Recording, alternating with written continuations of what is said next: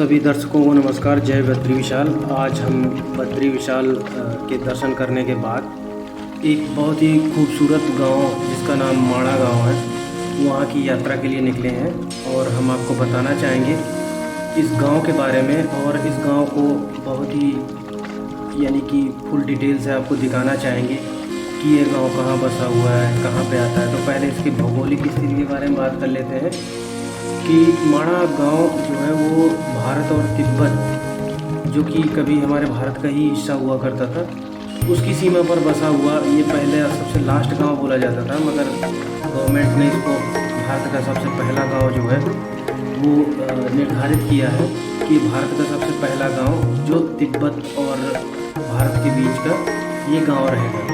तो इस गांव में हम आए हैं और इसका जो डिस्ट्रिक्ट पड़ता है वो ज़िला है चमोली, उत्तराखंड में, और ये पर्यटन गांव के रूप में जाना जाता है। और ये अगर आप यहाँ आना चाहते हैं तो बद्रीनाथ, जब भी आप बद्री विशाल में आप विज़िट करते हैं दर्शन हेतु, तो आप ज़रूर यहाँ पे जाएं। ये केवल मात्र वहाँ से 3 किलोमीटर आगे है और ये एक बहुत ही आकर्षक गांव, एक छोटा सा गांव है। यहाँ पर मुख्य जो आकर्षण केंद्र है वो व्यास गुफा है, गणेश गुफा है, सरस्वती नदी है, और यहाँ पे भारत की आखिरी यानी कि पहले आखिरी हुआ करती थी, अब वो आपको पहली दुकान के रूप में जाने थे, यानी कि पहली दुकान में आप चाय पी सकते हैं, पकौड़ियाँ खा सकते हैं। बहुत ही अच्छा मौसम है। और यहाँ की समुद्र तल से जो ऊंचाई है वो 3219 मीटर की ऊंचाई पर है। ये गांव हिमालय की पहाड़ियों से चारों तरफ से घिरा हुआ है। तो इस गांव का जो ऐतिहासिक जो स्वरूप है उसके बारे में आपको बताना चाहूँगा कि यहाँ पे जो महाभारत वगैरह जो है, महाकाव्य इसी जो है जगह में लिखी गई है।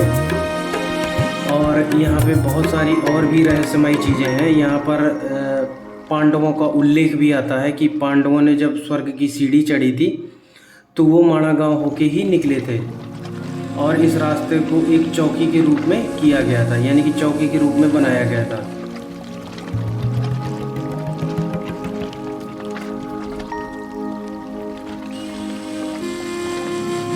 और यहाँ पे जब जैसे ही हम आगे बढ़ते जा रहे हैं, ये खूबसूरती पेंटिंग, और ये सामने देख रहे होंगे आप बड़े बड़े पहाड़, और ये बहुत ही गजब की पेंटिंग, ये अभी हाल ही में किया गया है। कुछ साल पहले यहाँ पे ऐसी पेंटिंग नहीं हुआ करती थी। तो किसी सज्जन आदमी ने या गवर्नमेंट की सरकार ने ये, माफ़ी चाहूँगा, उत्तराखंड की गवर्नमेंट ने ये सब करवाया। और ये जो आप देख रहे हैं ये यहाँ की लोकल मार्केट है। ये बुनकर जो होते हैं, जो हाथ से हैंडलूम से यहाँ पे स्वेटर, मफलर, सॉक्स, ये बहुत ही उच्च क्वालिटी की, जो हाथ से जितना उच्च क्वालिटी संभव हो सकता है उतना बनाया गया था। और ये जो महिला जा रही हैं इनसे हमने बात भी की थी, तो इनका बीपी थोड़ा हाई हो गया था। तो और ये हमें जो ये औरतें मिली थी इनसे हमने बात की थी, उड़ीसा की थी, उड़ीसा राज्य से आई थी। पहले इन्होंने जो है केदारनाथ की ट्रैकिंग की, उसके बाद ये लोग बद्रीनाथ की तरफ आए। तो इनकी हालत काफ़ी गड़बड़ थी, जिसकी वजह से इन्होंने पिट्ठू हायर कर रखा है। अगर आपको भी कोई प्रॉब्लम है तो पिट्ठू हायर कर सकते हैं। अगर आपको प्रॉब्लम नहीं है तो यहाँ कोई ज़्यादा चढ़ाई नहीं है, आराम से आप जो है इसको पूरा कर सकते हैं, कोई दिक्कत वाली बात नहीं है होगी यहाँ पे।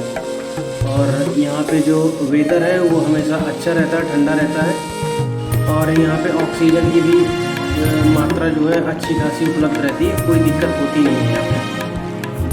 और यहाँ पे खाने पीने की व्यवस्थाएँ भी चाक चौबंद है। बहुत सारे restaurant, cafe, coffee day, CCTV वगैरह सब जो है आपको यहाँ पे उपलब्ध होंगे। और ये आप ईंट देख रहे होंगे, यहाँ पे निर्माण कार्य भी काफ़ी उच्च लेवल का होने लगा है। ये देख रहे होंगे आप, ये यहाँ पे मिलिट्री भी रहती है लगभग उनका एक कैंप भी बना हुआ है। ये काफ़ी बड़ा कैफ़े बना हुआ है यहाँ का, जहाँ आप जो है स्नैक्स वगैरह ले सकते हैं और इंजॉय कर सकते हैं पहाड़ों की इन वादियों में। इस जगह से हम भीमपुल, सरस्वती धाम, केशव धाम, गणेश प्रयाग, और ये जो सीधे जा रहे हैं, ये जो सीधा रास्ता जा रही है, ये जा रही है सरस्वती नदी को। और इसके जो राइट हैंड से जो रास्ता जा रहा था वो जाएगी आपको गणेश गुफा, व्यास गुफा की तरफ। तो अभी हम आ गए हैं व्यास गुफा में। तो व्यास गुफा एक महर्षि व्यास थे जिन्होंने महाभारत ग्रंथ की रचना यहीं पे बैठ के इस गुफा के अंदर की थी। महाभारत ग्रंथ के साथ साथ उन्होंने 18 ग्रंथ और भी यहाँ पे लिखे हुए थे।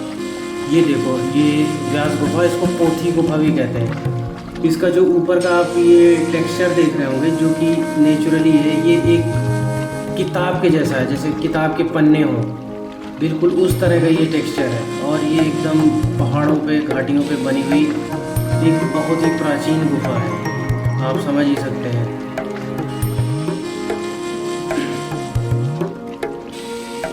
और अब हम जा रहे हैं सरस्वती नदी की ओर। जो सरस्वती नदी के बारे में ये बताया जाता है कि ये माणा से ही निकलती है और माणा में ही ये ख़त्म हो जाती है, इसके आगे ये कहीं दिखाई नहीं देती है।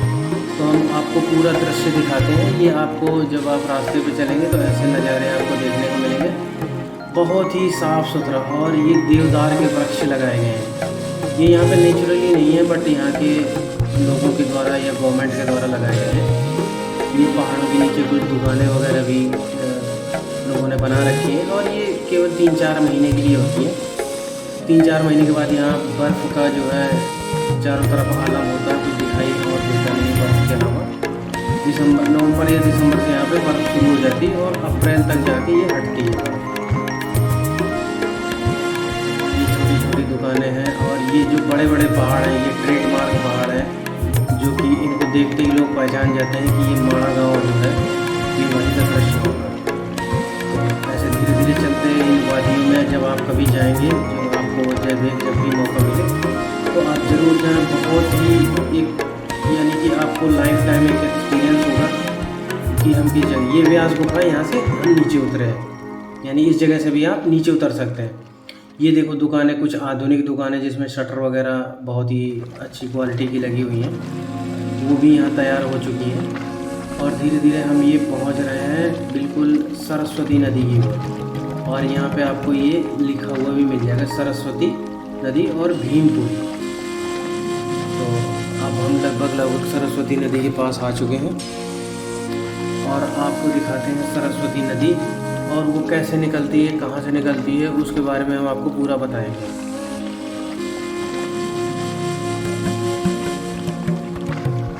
तो यहाँ पे अब भीड़ काफ़ी ज़्यादा होने लगी है। ये देखिए सरस्वती नदी आपको दिखाई देने लगी होगी।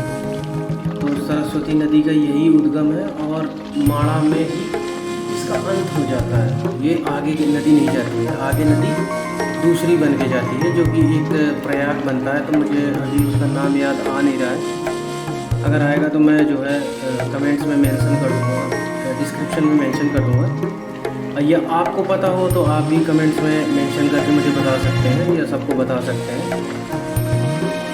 तो ये अभी जो है ये हम बिल्कुल सरस्वती नदी के किनारे पहुंच चुके हैं और ये पहाड़ों से निकलती हुई बहुत ही तेज़ वेग के साथ, ये देखो एक ये मंदिर बना हुआ है, इसमें एक साधु रहते हैं। ये बताते हैं कि 12 महीने यहीं पर रहते हैं, ऐसा इन्होंने बताया था।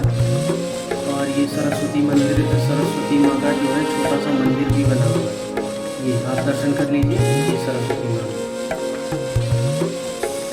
मूर्ति का दर्शन करिए। और यहाँ पे काफ़ी भीड़ होती है, 17 रास्ता है और ये जो है एक सेल्फी पॉइंट भी है यहाँ पे बहुत। ये देखिए आप सामने जो है सरस्वती माँ, सरस्वती यहीं से निकलती है।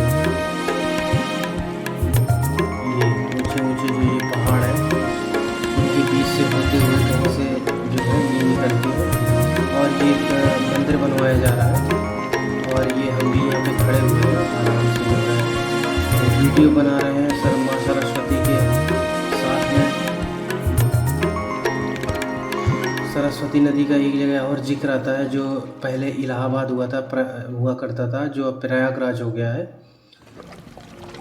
वहाँ भी सरस्वती। और ये सरस्वती नदी आपको दिखाई दे रही होगी, ये नीचे में ऐसे निकलती है और आगे वो जहाँ घर है वहाँ पे कोई प्रयाग बनता है, वहाँ से इस नदी की ये आपको दिखाई दे रही है भीम पुल।